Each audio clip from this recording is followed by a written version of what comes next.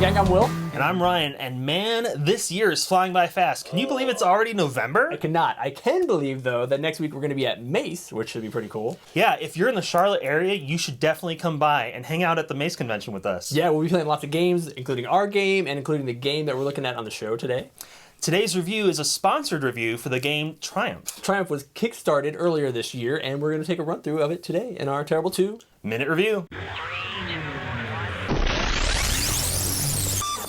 Triumph is a self-published game from designers Jordan Bright and Alex Williams. It's an abstract card game that involves 70 cards that are broken into 14 different suits. At the beginning of the game, each player is dealt 9 cards in a 3x3 grid.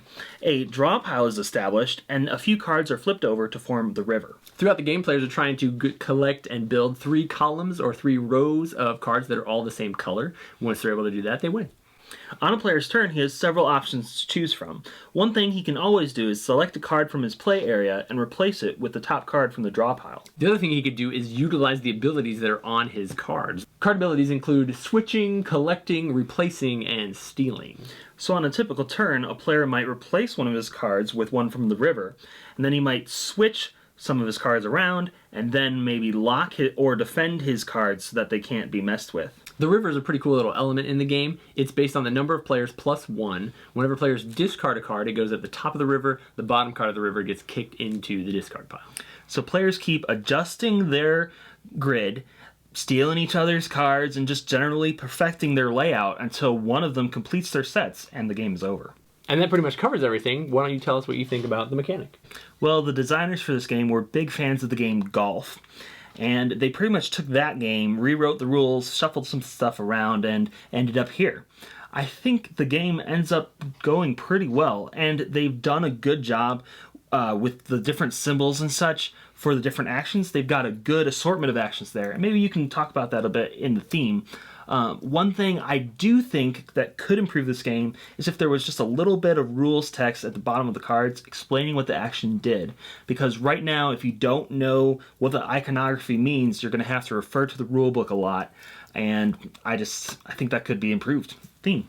So I think that the game theme isn't super important when you're talking about an abstract strategy game, but I think they did well. They've got a lot of different colors, a lot of different symbols. I do agree with you, like if it said just swap out, whatever, if it had the written rule on the card, that'd be handy. And I think then it would be able to be one of those games where you pick it up like Uno and you just immediately know what to do.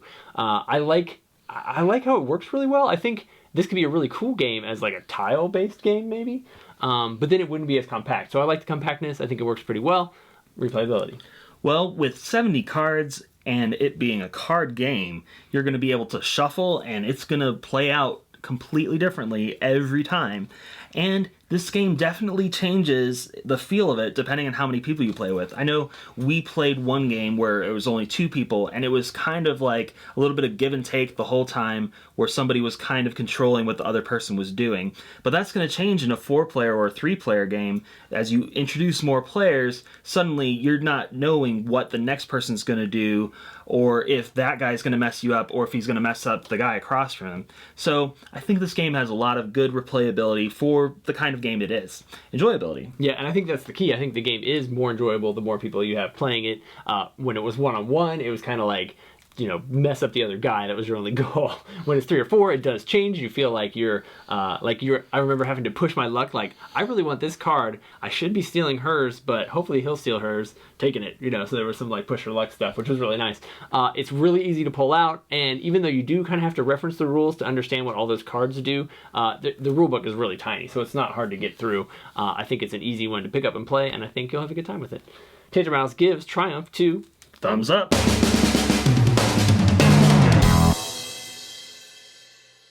2 thumbs up. We totally forgot to say the part about where, hey, if you guys want to go get their game, you can get it on Amazon Prime. I think their Kickstarter page is still live. We'll probably have a link on our website. You should check that out. And I think they have a website coming soon, so be sure to check out Triumph. Yeah, it's a great game.